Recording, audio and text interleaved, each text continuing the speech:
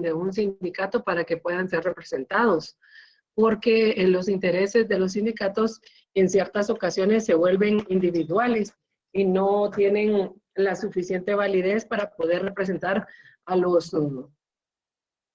agremiados, sino que únicamente se benefician con algo que les pueden dar a ellos los empleadores.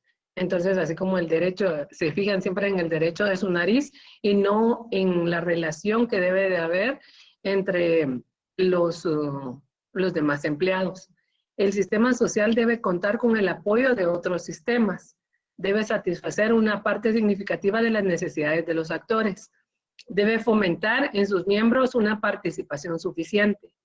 Debe ejercer control sobre las conductas potenciales desintegradoras. Si surge un conflicto, lo debe de controlar. Requiere un lenguaje para poder sobrevivir. En palabras de Tal Person, el sistema social consiste en una pluralidad de personas interactuantes motivadas por la gratificación y sus relaciones en situaciones que quedan definidas y mediatizadas en un subsistema de símbolos culturalmente estructurados y compartidos. Cuando estamos hablando de que va a ser a través de una gratificación, volvemos a hacer la relación de los sindicatos, ¿verdad? En este caso, la gratificación va a ser en ambas vías.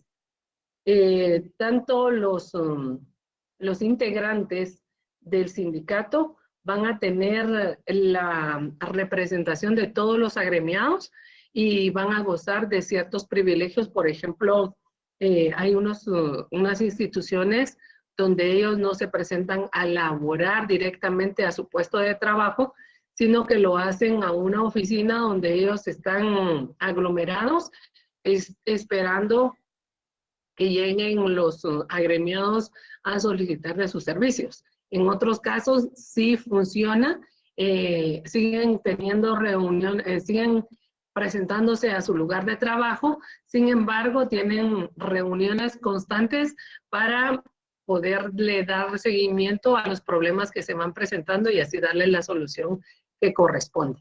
Ese sería como un claro ejemplo de lo que se refiere a las personas que interactúan, ¿verdad? En este caso sería parte de los mismos, del mismo proletariado que está organizado en una forma estructural para poder tener beneficios que a los dos les corresponden. Obviamente, en este caso, cuando hay un convenio entre el sindicato y el empleador, todo va manejando de una forma que se van a beneficiar los dos, porque ellos no pueden hacer ningún paro en el cual va a afectar a la economía de la empresa, sino que van a trabajar de una manera donde todos van a recibir beneficios y obviamente van a ser cumplidos los derechos y las obligaciones de cada uno de ellos. Mediante la ideología deformamos la realidad objetiva y expresamos las formas en que debe organizarse la sociedad. Este convencimiento lo proyectamos a los demás o a través de nuestros valores, creencias, símbolos o significados de la intención de convencer y sumar adhesiones, de tal manera que el individuo influye de forma para proceder en las instituciones y estas a su vez condicionan las formas de pensamiento y conducta. En esto estábamos colocando el ejemplo de los partidos políticos, ¿verdad? Cuando se ejerce coercitivamente, se llama la atención de las personas para que puedan pertenecer a este grupo y ellos puedan ser parte y tener el poder mucho más grande, ¿verdad? Porque obviamente entre más integrantes va a tener un partido político, más oportunidad tendrá de tener más plazas en lo que es la administración pública. Entonces es bien importante influir en una forma correcta sobre las personas para que puedan lograr llegar a tener todos los objetivos que ellos se han trazado en torno a lo que son las relaciones sociales que en las instituciones se ven afectadas. Este modo coercitivo obviamente tiene que ser de una forma filosófica, una forma de comunicación, ¿verdad? No tiene que ser estrictamente de una educación, de una agresión física.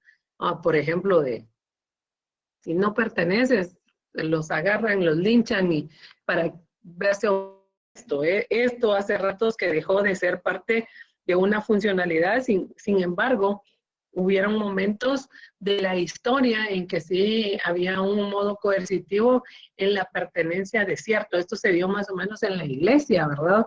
Cuando definitivamente las personas que tenían las creencias de politeístas no querían pertenecer a determinado movimiento, ellos los lapidaban, los lastimaban, los golpeaban hasta que ellos quisieran formar parte de esta estructura social. El materialismo histórico y su importancia. El materialismo histórico, por tanto, se refiere a una doctrina que, de acuerdo con Marx y Engels, los cambios en el espíritu de la sociedad, teniendo en cuenta que se expresaban en la supraestructura, se derivan de las relaciones económicas de producción y no al contrario como definen otras doctrinas. Por tanto, el materialismo histórico trata de percibir aquellos cambios históricos, culturales, que se producen debido a las condiciones materiales de la vida y la propia lucha de clases que definía Marx. Todo ello en contraposición de la creencia de Hegel, que establece la sucesión de la historia en base a la determinación del espíritu. Aunque el concepto fue acuñado por Plajánov, sus fundamentos se establecen en los planteamientos de Marx y de Engels. Aquí les coloqué una ilustración donde están los dueños de los medios de producción. Si nos damos cuenta, ha venido evolucionando, pero no ha habido un cambio en donde el esclavo pase a ser parte del medio de producción, ¿verdad? Sino que siempre se mantienen como trabajadores directos. En el primer estaño tenemos al amo que explota al esclavo, en el segundo al señor que explota al siervo, y en el tercero tenemos al capitalista que explota al obrero. Sin darnos cuenta, ha habido evolución industrial, porque el esclavo obviamente ya no labora de la misma forma como lo hacía el obrero ya no lo explotan de la misma forma como lo hacían con el esclavo. Sin embargo, sigue siendo una forma que siempre se va manteniendo, a no tener ni el pago mínimo, que es el que se maneja en un estado capitalista, ¿verdad? En el caso del señor, el señor feudal, donde explotaba a los siervos, él seguía siendo dueño de la tierra y se quedaba con toda la producción y únicamente les daba para poder mantenerse. En ese momento les dejó tanta producción para que ellos se convirtieran en señores, sino que siempre se mantenía el control sobre el modo de producción. Este materialismo histórico nos enseña que a pesar de toda la evolución que ha habido, la estructura se sigue manteniendo. Lo único que ha cambiado es la forma de cómo se sigue explotando, pero lo contrario sigue siendo lo mismo. Algunas de las personas que están conectadas me podrían indicar algunas familias aquí en Guatemala que son parte de los capitalistas.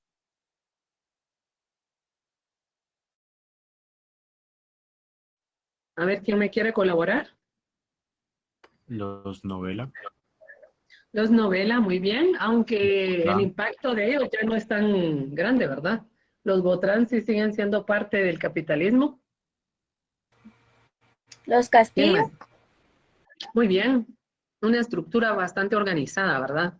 Siguen siendo y manteniendo las estructuras sociales y nosotros parte de sus obreros. Muchas gracias. Tenemos las características del materialismo histórico, que concibe que todo lo que se refiere a una sociedad viene determinado por su modelo de producción. Establece que los cambios socioeconómicos no dependen de la determinación individual. Muestra la economía como base de la historia social. Y las transformaciones son consecuencia de la producción. Al establecer el estatus social en el que vemos al capitalista, que es todo el dinero que se necesita tener una estructura y tener del señor feudal, que es el dueño de toda la tierra. Aún la evolución del materialismo ha variado, siempre es la misma estructura la que se sigue manteniendo. Volvemos a recalcar en lo mismo, ¿verdad? El materialismo histórico y sus elementos. Dicho materialismo tiene en cuenta para su estudio dos elementos. Uno es la estructura, que son las fuerzas productivas, las relaciones de producción y los modos. Y la supraestructura, que son la regulación del espíritu social. A partir de estos dos elementos y su interacción, considera la transformación histórica social, histórico y las transformaciones sociales. Y Engel establecieron los fundamentos de esta doctrina. Marx justificaba aquellos cambios histórico-culturales que se producen en la historia, de materiales de la propia lucha de clases. Por tanto, dichas se daban en dos factores: la lucha de clases y los modos de producción. En este caso de la lucha de clases es bastante como importante tomar en cuenta de que siempre siguen siendo los mismos, ¿verdad? Si nosotros le preguntamos a una persona de una edad mucho más grande que la nuestra, ellos van a tener el conocimiento de los mismos nombres de las familias capitalistas que ustedes me indicaron ahora. En la lucha de clases, porque siempre se ha dado lo mismo. No ha habido ninguna transformación en el cambio de. Tal vez ha existido una nueva, o si ustedes se dan cuenta, hay personas que empiezan a tener bastante enriquecimiento, sin embargo, no es tomada como parte de la aristocracia, sino que se consideran como nuevos ricos, pero no dependen o no pasan a formar parte como de las familias que siempre van a ser las familias capitalistas, que son las que mandan aquí en Guatemala, que son parte del CACIF. Entonces, las familias siempre. Usted le pregunta a alguna persona que nació en los 50, en los 60, en los 70, hasta el 2000, que tendrían el conocimiento, como son ustedes, que tendrían 22 años, y ellos tienen el conocimiento que son las mismas familias las que tienen la misma estructura capitalista. Entonces, es bien estrecho el movimiento que se da en esta lucha de clases. Al menos aquí en Guatemala, eso no pasa. Hay personas que pueden tener economía holgada, pero no pertenecen a esta clase de aristocracia en la que se regulan las familias desde hace mucho tiempo. Los modos de producción, y de esta forma la cronología de la historia, de acuerdo con Marx, viene determinada por la actividad económica de la sociedad. El materialismo histórico y el capitalismo. Para el materialismo histórico definido por Marx, el capitalismo es un sistema de organización político-económico que presenta grandes fallos. Este se debe a que no obedecen a una evolución natural de la sociedad.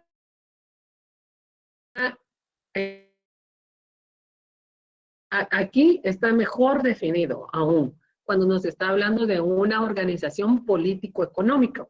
Aunque yo tenga los mismos millones que tienen los Novela, yo no voy a pertenecer a esa estructura, porque esta estructura ya ha sido construida de años atrás.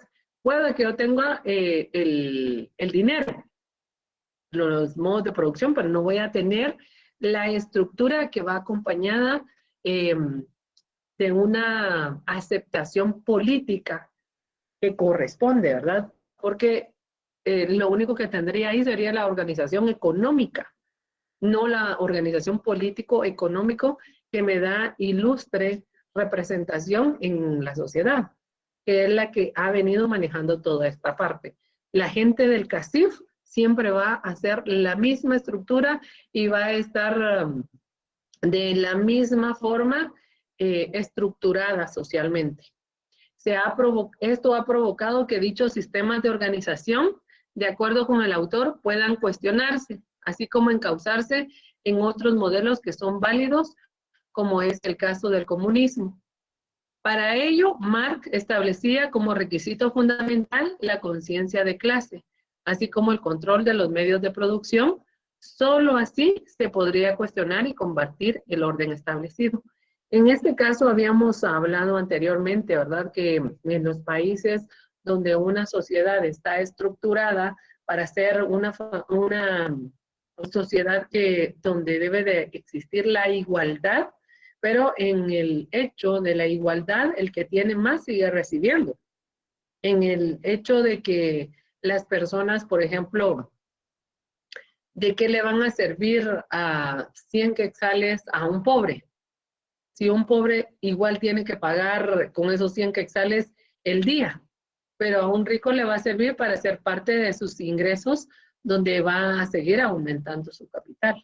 Entonces, no, ese es el problema que se ha dado siempre con lo que es el comunismo y el socialismo, ¿verdad? Donde se busca establecer de que no haya mucha variación o variedad, porque lo que en realidad se solicita no es el socialismo, perdón, no se solicita que sean tratados iguales, sino que sean tratados equitativamente. Y equitativamente quiere decir que todos van a llegar a alcanzar un mismo nivel. El que tiene menos, a ese se le va a dar más para que logre establecer estar en un mismo lugar que el que tiene más, ¿verdad? Ahí sería la equidad y donde funcionaría un país donde en realidad el comunismo no existiera, sino que sería parte de una sociedad social donde todos van a tener lo mismo, siendo de cualquier estratos en el que va a existir. Pero eso es lo que no se da constantemente. La división entre el materialismo dialéctico y el materialismo histórico. El materialismo histórico y el materialismo dialéctico establecen una división que no ha sido capaz de establecerse, dada la continua oposición a la división establecida por los principales pensadores. Así, Stalin consideró que el materialismo dialéctico, como aplicación de las leyes dialécticas a la naturaleza, así como el materialismo histórico como la extensión de las mismas leyes a la historia y la sociedad. Otros autores, como León Trotsky, fundador del Ejército Rojo, plantean que esta consideración de Stalin es un error. En este sentido, Trotsky considera que el materialismo dialéctico incluye, entre otros, el materialismo histórico. De esta forma, considerado que no debe haber identidad entre ambos materialismos. Esto es un poquito controversial en la división que se ha dado en la sociedad. Hasta aquí habíamos llegado en la semana anterior, donde ustedes tenían que colocar esta actividad y subir la infografía, ¿verdad? Esta era para el 23 de, perdón, es para el 23 de septiembre. Y el día de hoy tienen que subir la línea del tiempo. Recuérdense que tienen hasta las 12 de la noche para poderla subir. ¿Alguna pregunta sobre la actividad que está pendiente para subir el día de hoy? No, licenciada. Muy amable, muchas gracias. Gracias. Vamos a ver. Gracias, Diego. Qué bueno que hoy se conectaron bastante. Yo creí que no se iban a conectar ustedes. A ver, Ángel Daniel Castillo.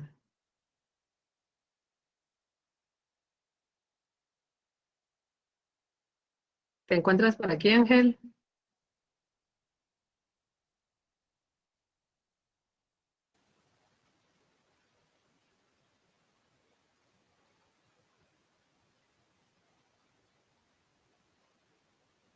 No te escucho.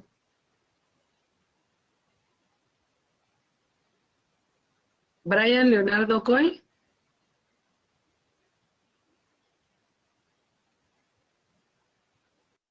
No coloqué ninguna, Wendy, ningún apartado para eso.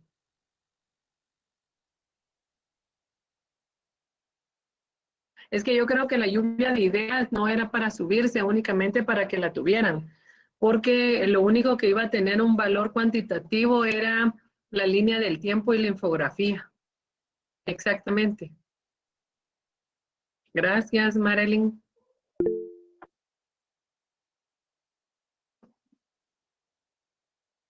Ay, ya se me perdió. ¿A quién estaba hablándole?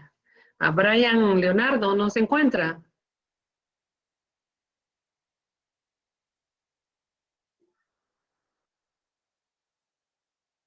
Ok, Benjamín Isaac.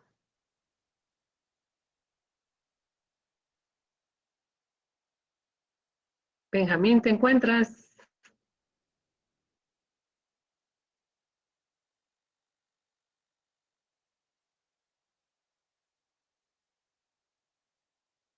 Ashley Marisa Chávez. Sí, licenciada. Ok, Ashley, ¿tú me vas a ayudar en la siguiente diapositiva? ¿Está bien, licenciada? Ah, sí, la puedes subir desde antes, Fernando. Hoy es el último día, no te preocupes. Carlos Adolfo Tess.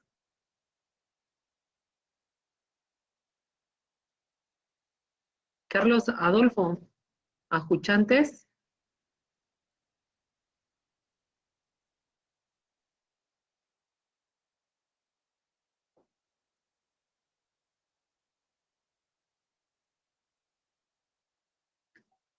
Diego Javier Morales.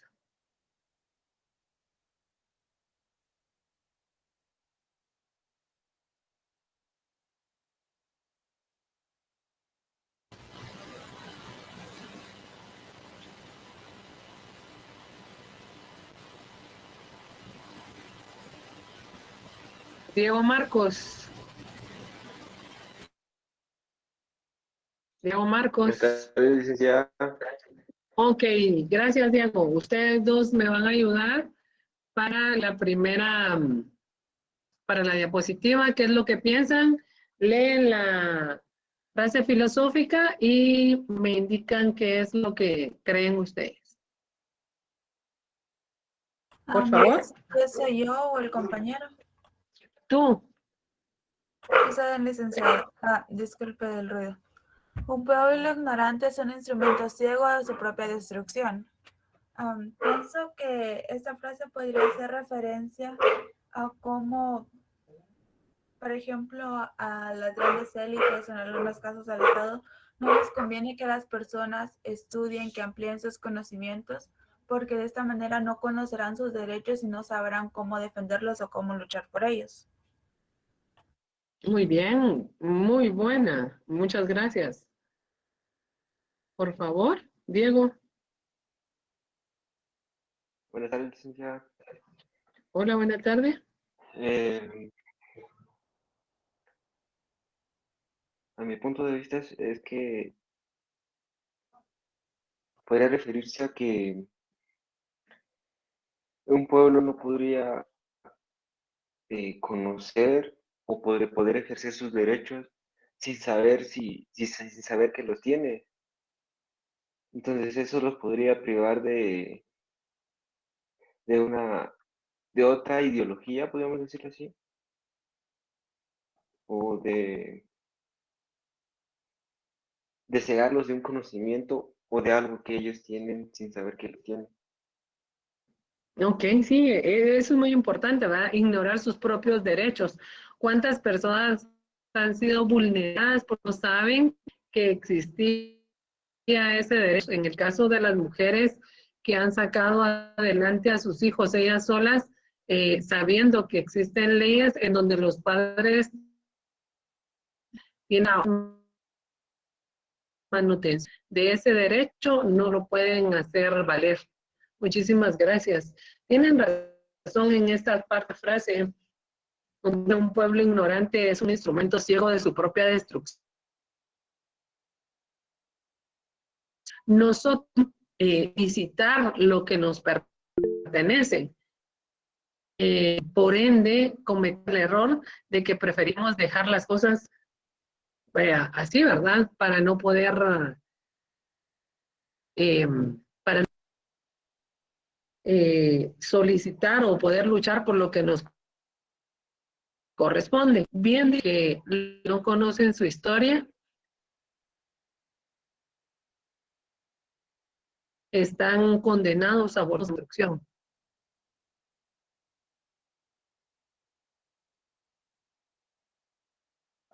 Sí, puedes subirla antes.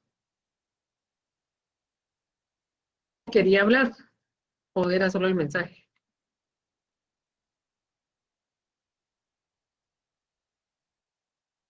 Creo que era el mensaje.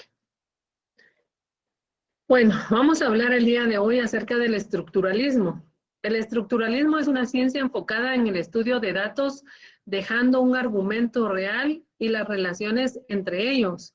Esto busca estudiar la estructura por medio de la cual se produce el significado de una cultura.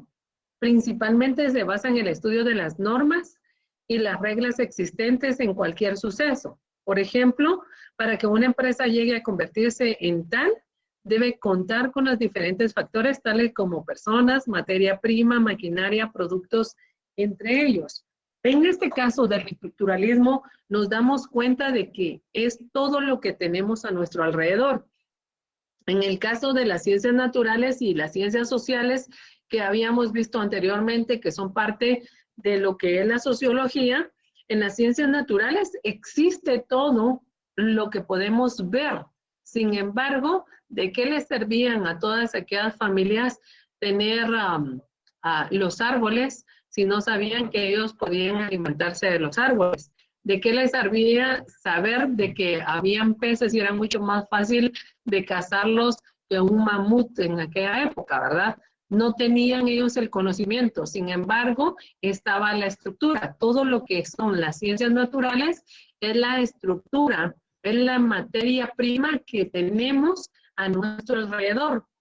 En el caso de nuestro cuerpo, es todo nuestro cuerpo humano, pero el funcionalismo es la ciencia encargada de estudiar la utilidad o función que desempeña cada cosa, fenómeno, acción o acontecimiento.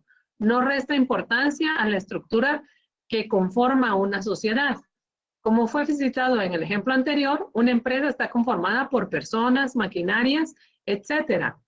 Pero esta es la encargada de estudiar las funciones desempeñadas dentro de la misma.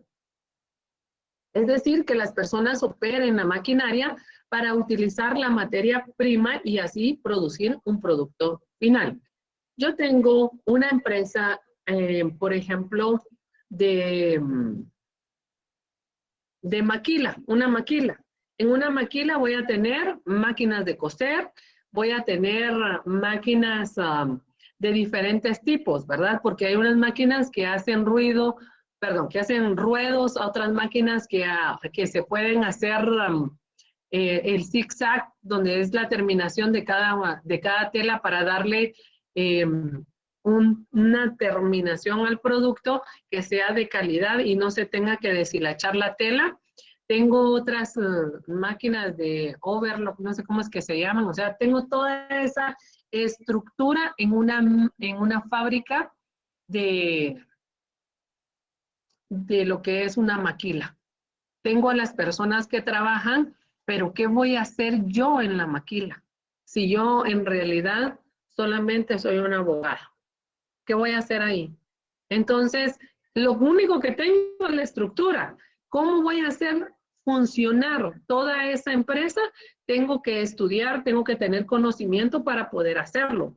Y esto lo voy a tener a través de los estudios, a través de las personas, a través de la indagación que yo haga con otra persona. Entonces me va a decir, mira, la tela sirve para hacer ciertas prendas de vestir. La de lona, obviamente no vas a usar una camisa de lona porque te vas a coser o no le vas a tener cierta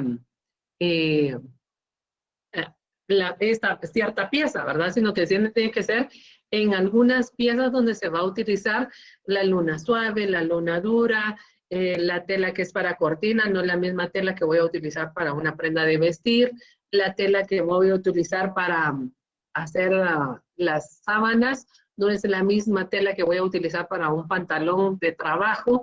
Entonces, todo ese conocimiento que yo voy a tener va a ser parte del funcionalismo que yo estoy aprendiendo y que lo voy a lograr establecer en el cerebro para poderlo poner de manifiesto y asimismo hacer mi propia estructura para hacer que mi propia estructura empiece a funcionar y empiece a tener mi objetivo final, que sería elaborar prendas de vestir.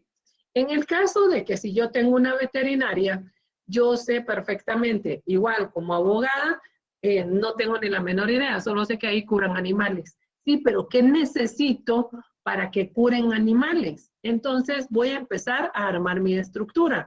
Y mi estructura va a ser tener un lugar limpio, tener un lugar para bañar a los perros, tener un lugar para cortarles el pelo, tener un lugar para limpiarlos, tener un lugar para hacerles los chequeos clínicos que son muy aparte, tener un lugar donde va a haber una sala de operaciones por si el animal requiere de alguna operación.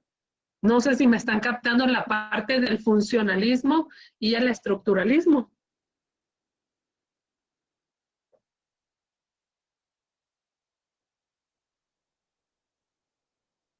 Sí, licenciada. Gracias.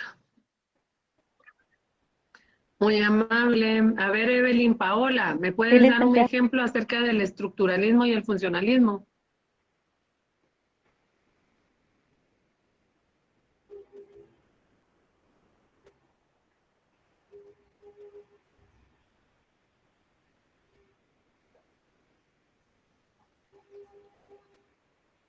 ¿Sí, Paulo? No, licenciado, se me activó mi micrófono, disculpe. Ok. Evelyn, Paola, España. Todavía no lo tengo muy claro, licenciada. Ok, aunque no lo tengas claro, que para ti, ¿qué es una estructura? Es como con lo que conformamos, son los elementos de algo. Exacto. ¿Y cuál es el funcionamiento de esos elementos? Como que el fin, que lo que queremos hacer, ¿no? Ok, dame un ejemplo acerca de lo que tú me dijiste. Mm,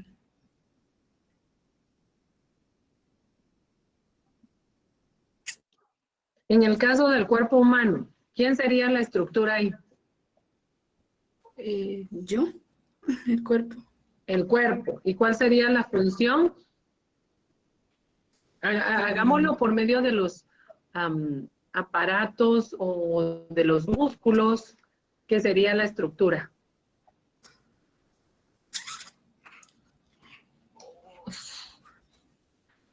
En el caso del corazón, ¿cuál sería ahí la estructura?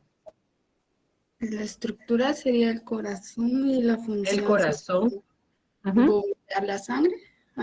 Exactamente, exactamente, ya viste que sí puedes. En el caso del corazón sería la forma, la estructura, ¿verdad? Y la funcionalidad sería bombear la sangre. Muy bien. ¿Y esto sería para qué? ¿Para que viva o se muera el individuo? Para que viva una funcionalidad. Exactamente, muy bien, muchas gracias. Gracias. A ver, Jasmine Orellana.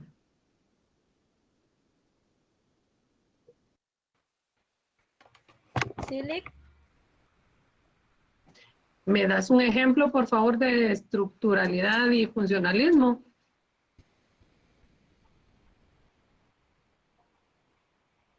Ya lo hicimos en torno al cuerpo humano. Puedes hacerlo educativo, industrial, como tú quieras. sería un colegio y, Muy bien. y entonces ahí entraría todo lo administrativo, que entran los docentes, maestros,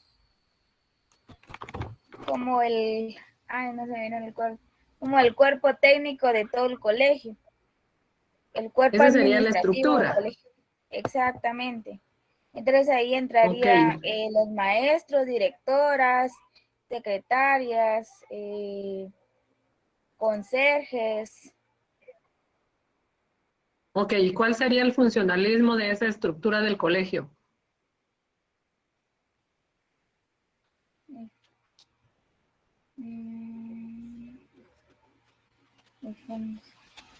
Educar. Educar. Muy bien, gracias, Paulo. sería la funcionalidad sería educar, ¿verdad? Quitar de la ignorancia a tantos jóvenes. Muy bien. Keila Saraí.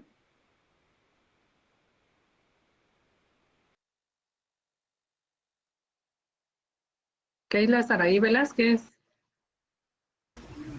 Sí, licenciada. Ok, te quedas pendiente. Lucas Leobardo.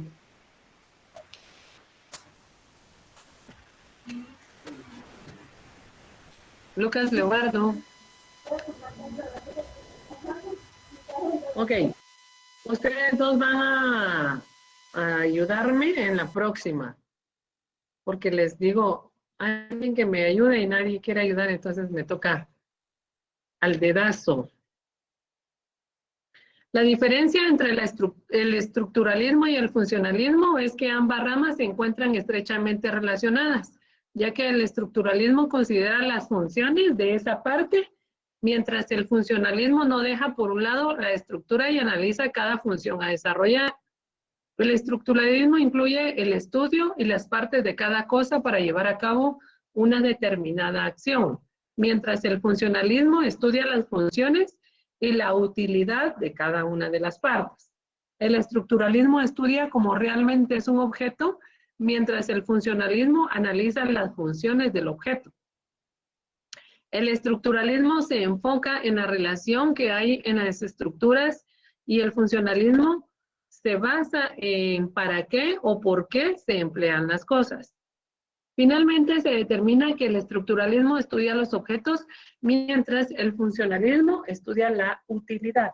Esta es en realidad la parte esencial de la diferencia entre el estructuralismo y el funcionalismo, ¿verdad? Que una estudia los objetos, todo lo que tenemos a nuestro alcance, y la otra estudia la utilidad, el para qué fue creado. Aquí tenemos las definiciones del funcionalismo, el estructuralismo y el materialismo histórico. El funcionalismo está caracterizado por el utilitarismo otorgado en las acciones que deben de sostener y el orden establecido en las sociedades. Es una corriente teórica que surgida en Inglaterra en los años 30 en las ciencias sociales, especialmente en la sociología y también en la antropología social. La teoría asociada a Emily Durkheim y más recientemente a Tal Parson, además de otros autores como son Herbert Spencer y Roberto Merton, el funcionalismo se caracteriza por un enfoque empirista que preconiza las ventajas del trabajo de campo. En este sentido, los teóricos funcionalistas las identifican. El movimiento estructuralista viene del siglo XX y se ha desarrollado principalmente en Europa. Y se ha caracterizado por un método de comprensión que toma como modelo las ciencias exactas y aplicables a las estructuras lógicas de la matemática. En este caso de la estructura, recuérdese que si tenemos una estructura bien cimentada, no va a haber margen de error para que el funcionamiento vaya a tener, no vaya a alcanzar el objetivo que nosotros pretendemos alcanzar, ¿verdad? O que pretendemos tener después de creada la estructura. Si no tenemos nos hacen alusión a lo que es la matemática, porque en una operación matemática, si tenemos, por ejemplo, una suma o una multiplicación, que serían de las operaciones básicas, si tenemos el problema de que no hacemos muy bien la suma, tenemos para perder económicamente lo que estamos haciendo. Entonces no podemos darnos el chance de decir, bueno, solo me equivoqué en un número. Ese número va a representar cientos de miles de dinero en pérdidas en una estructura económica. Entonces, por eso es que el estructuralismo se basa en todo lo que es exacto, porque no puede darse chance a tener un mínimo de error en lo que se solicita hacer, ¿verdad? En el campo también nos dice que el estructuralismo se desarrolló específicamente en el terreno de las ciencias humanas y sociales. Es también una ideología en la medida del método que implica una concepción epistemológica y un planteamiento filosófico. En este caso, si estamos hablando de una estructura, imagínense que nos vayamos a equivocar en la estructura de la crianza de nuestros hijos. Si estamos hablando a nivel social, echamos a perder a un hijo, entonces tal vez lo corregimos con el otro. Esto no funciona de esta manera, ¿verdad? Tiene que ser una estructura donde las bases sean sólidas y sean lógicas en lo que se está pretendiendo alcanzar. El materialismo histórico dialéctico nos dice que es la teoría filosófica que pretende explicar el desarrollo de la sociedad humana, estableciendo las causas de las actividades productivas y sus integrantes. El materialismo dialéctico es una corriente filosófica que define la materia como el sustrato de toda realidad, sea concreta o abstracta, en el caso de los pensamientos.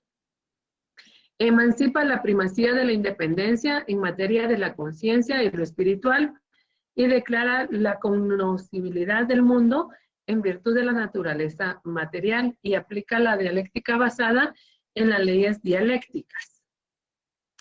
La estructura de la sociedad. El análisis estructural funcional se basa en la tesis relativa de la funcionalidad de todos los hechos de la vida social, es decir, en la tesis que todo fenómeno debe ser tomado e investigado en una relación en función que necesariamente cumpla con el sistema de otros fenómenos. En la estructura social es el conjunto de interrelaciones e interacciones sociales que se llevan a cabo en los distintos elementos de una determinada sociedad. La estructura social supone admitir que la sociedad está compuesta por una serie de elementos no estáticos. Cuando vemos esto de una serie de elementos no estáticos, nos damos cuenta de la relación que había entre el principal modo de producción cuando estábamos hablando de lo que era el siervo y el señor feudal, en lo que es ahora el capitalista y el obrero. Siempre va a ser una estructura donde ha habido una evolución, sin embargo, los lugares siempre se siguen manteniendo. Aunque haya evolución en el nombre, la estructura siempre se va a seguir manteniendo. No están estáticos porque no se llaman de la misma forma o no se dedican a lo mismo. El modo de producción va a cambiar o va a variar, pero la estructura siempre va a ser la misma. La estructura social en una población o con una organización que vive y se desarrolla en un medio ambiente que interactúa a través de su cultura como lenguaje, arte, religión, y tienen valores como el gobierno, propiedad, estratificación, familia, grupos, etcétera, completando así su identificación e identidad. En esta parte se me ocurre a mí, por ejemplo, los gobernantes de aquí de Guatemala, lo que son los presidentes, llegan a tener un estatus social diferente. Estamos hablando económico, ya sea de todo lo que ganan, porque recuérdense que el presidente es uno de los presidentes que más gana aquí en Latinoamérica. Obviamente logra tener una fortuna al final de los 4 años, más las dietas, más las representaciones, más las comisiones, más, que no se pueden decir. Entonces llega a tener una economía bastante ostentosa. Pero ¿será que esta economía que logra tener le da como que la participación para que se integre al CACIF? Las 2 personas que yo había indicado anteriormente.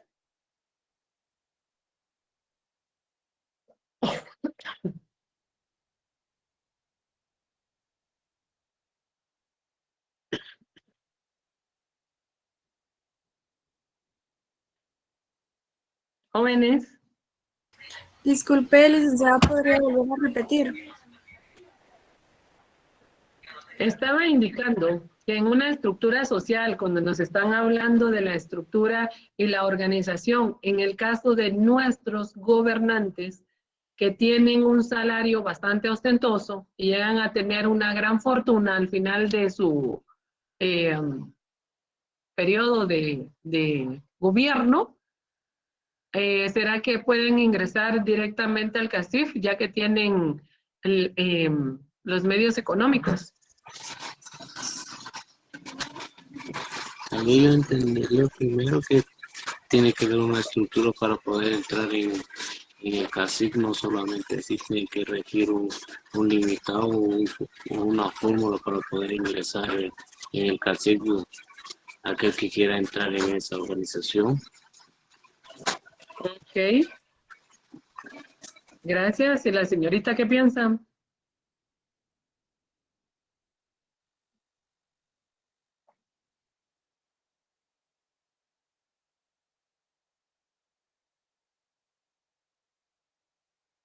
¿Es en serio ustedes? Pues lo necesario es ser empresario. Entonces yo pienso que sí aplican. ¿Tú crees que se aplica? A ver, Daniel, ¿tú qué crees? Tú que me ayudas con todas las preguntas. ¿Qué crees tú?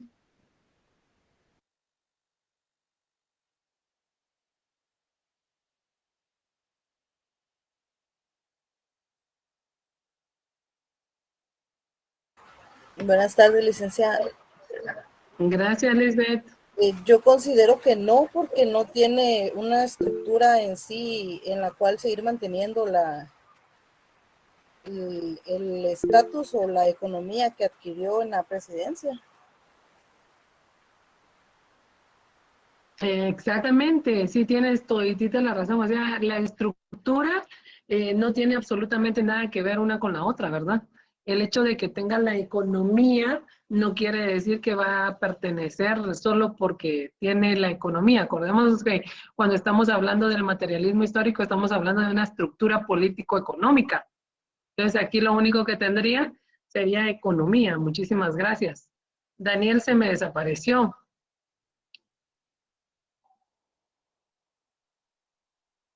Ok, muchísimas gracias por tu comentario. La utilidad del concepto de estructura social, construir generalizaciones sobre formas de organización social observables empíricamente, referirse a los mecanismos de persistencia de la sociedad, permite conjugar la teoría sociológica y la investigación empírica. Para Karl Marx son posiciones objetivas totalmente estructuradas y las estructuras limitan el comportamiento humano, lo hacen predecible y las clases son de división social más importantes en torno de la cual los grupos sociales se organizan y luchan por el poder político. Todas las formas de opresión entroncan con las divisiones de la clase, incluido el machismo, por ejemplo, también las opresiones religiosas, étnicas o nacionales. En este caso, que nos está hablando de una estructura social a través de los tiempos, ¿verdad? Que nos habla del machismo.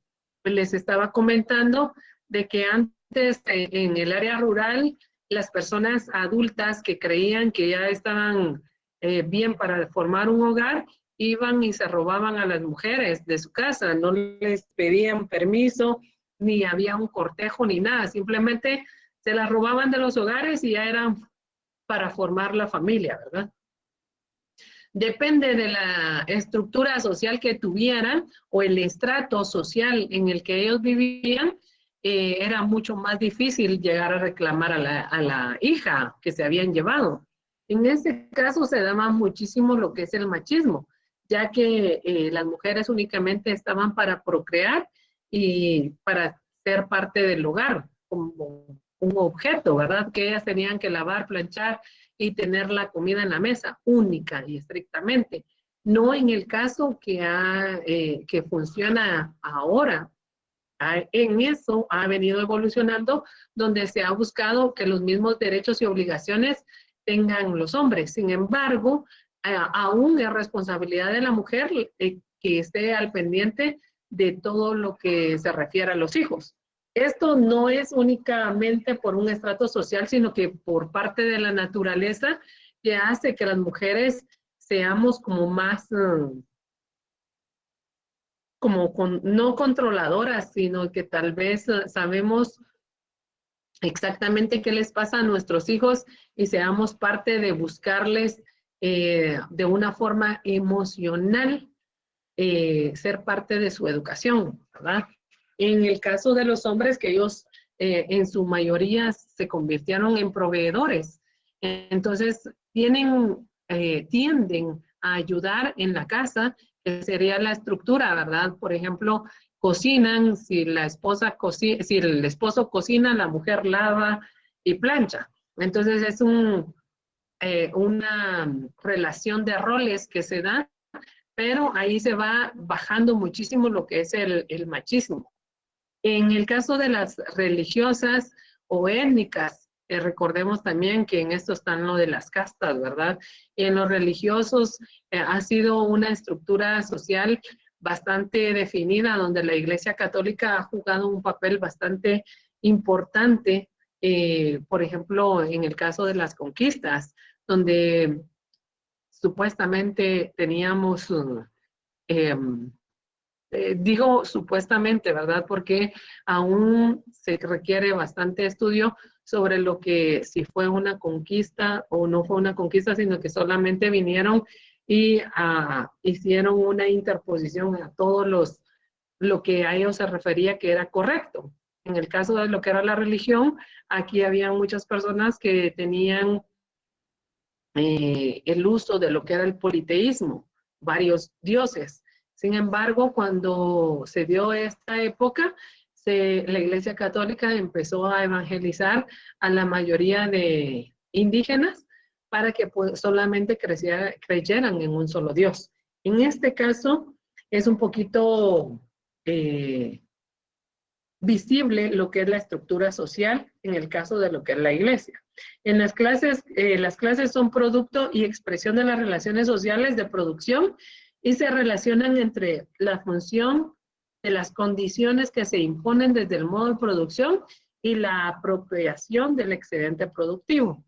Es la lógica esencial de las relaciones de la clase de la explotación.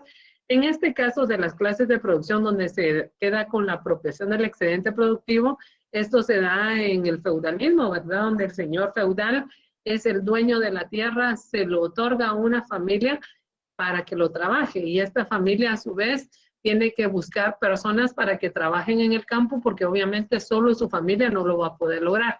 Sin embargo, el dueño de todo lo que se cosecha sigue siendo el señor feudal, ¿verdad? Pero al menos vamos a tener para comer. Es lo mismo que nos pasa ahorita. Ha evolucionado, pero ha evolucionado de la forma de que el mismo dueño de la empresa va a seguir siendo dueño de la empresa y lo único que nos da para sobrevivir son los salarios mínimos, que no nos deja tener más que para sobrevivir el pago de las facturas de lo que es necesario para poder sobrevivir.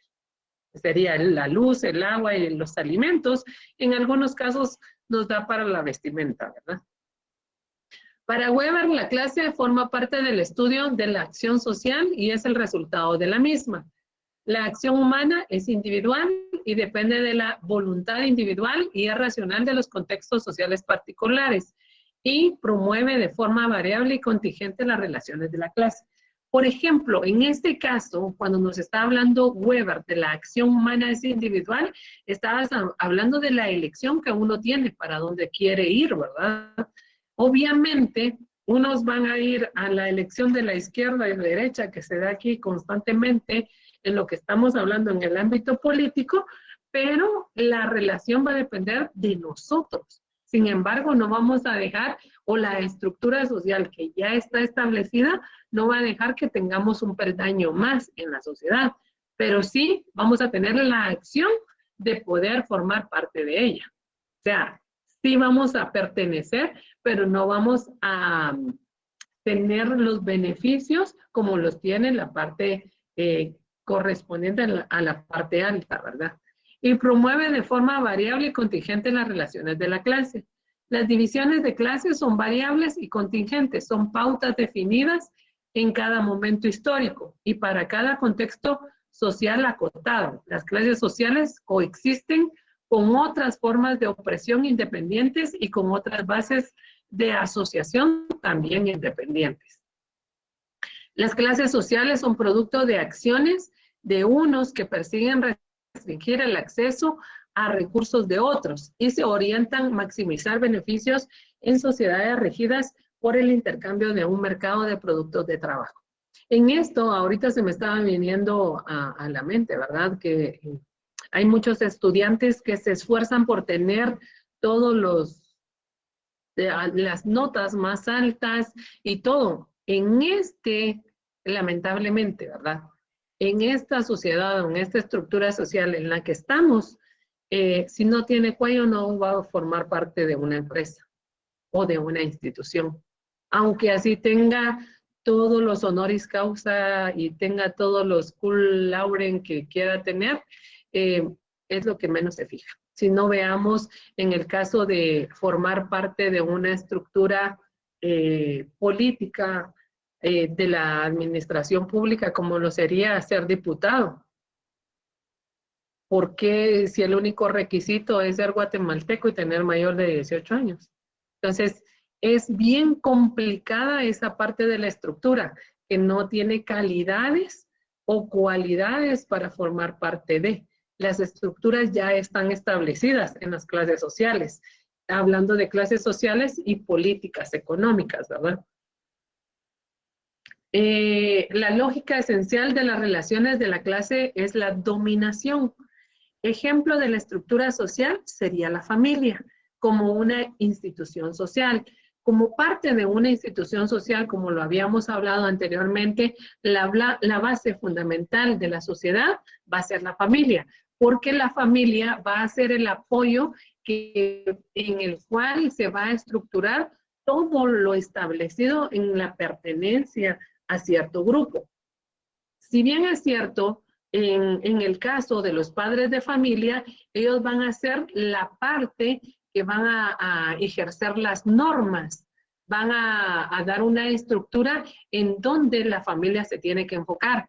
Recordemos que si en nuestra familia la costumbre es pertenecer a, vamos a lograr tener esa estructura. En el caso de que yo les había dicho de que en el área rural, hace muchísimos años, las únicas carreras que estaban autorizadas era el magisterio, por eso es que la mayoría de maestros son del área rural, porque solo era la única carrera. Ellos querían estudiar y querían esforzarse, querían salir adelante. Lo único que tenían para hacer era las carreras de magisterio. Sin embargo, aquellas familias que tenían la oportunidad económica de sacar a sus hijos con algún familiar o pagarles un cuarto en la ciudad o en la cabecera municipal, ellos ya tenían la oportunidad de seguir la carrera de perito contador o de bachillerato, la cual les iba a servir como un peldaño para llegar a la universidad y tener una carrera profesional universitaria. Esas estructuras sociales que se daban en las familias rurales y en las familias urbanas, en el caso de las familias urbanas, tenían toda la estructura para poder estudiar lo que fuera, pero no tenían la economía para poder hacerlo, porque aquí tiene que pagar luz, agua y todo lo demás, entonces algunos solo les servía el tercero básico y ya los mandaban a trabajar a cualquier parte para ser dependientes de la tienda y que se convirtieran en partes de la ayuda económica para sobresalir, y si querían estudiar lo tenían que hacer por la noche. Esa es una parte de la economía y la funcionalidad que se daban en las familias. Eso nos pasa constantemente y son estudios que han estado arraigados y que dependen mucho de la sociedad guatemalteca. En la sociedad industrializada, ¿cómo funciona la familia como factores modernos de la economía? Esta se da porque el padre de familia es el encargado de ir a buscar trabajo y tener un ingreso económico para poder sacar adelante a esta familia. Ahora, en estos tiempos, también la mujer juega ese papel esencial, donde también puede aportar económicamente para la familia y así sacar adelante a los hijos, ¿verdad? Donde se va a ir cambiando la estructura, pero nunca va a llegar a ser parte de otro peldaño. La clase alta está constituida por la burguesía comercial, financiera e industrial y los latifundistas. La clase media por los profesionales, pequeños comerciantes, artesanos, pequeños propietarios, empleados públicos y privados, y la clase baja como la clase obrera, servicios domésticos y campesinado. Hace muchos años en esto de la clase baja y hablando de las estructuras sociales, cuando trabajaban en el campo, y estaba porque se dice que la familia es parte fundamental de esta estructura.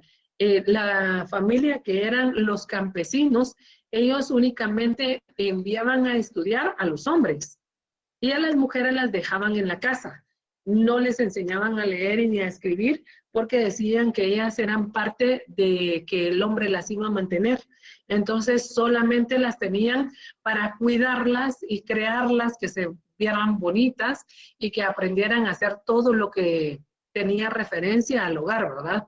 Porque ellas eran las encargadas de lo que era el hogar en sí, como una estructura de casa, o sea, un objeto más adentro de una casa. En este caso, ha cambiado tanto la familia porque tanto las mujeres como los hombres ya tienen los mismos derechos y ellos pueden ejercer la misma parte donde ellos aprenden a leer y a escribir y tienen las mismas oportunidades para educarse. Y hace muchos años se logró establecer que las mujeres también sean parte de la elección a un voto, ¿verdad? Ahora, hasta postuladas en las carreras políticas tenemos aquí en Guatemala. ¿Alguna pregunta? ¿No? Muchas gracias, que tengan muy buenas tardes. Nos vemos la próxima semana. Les recuerdo que el día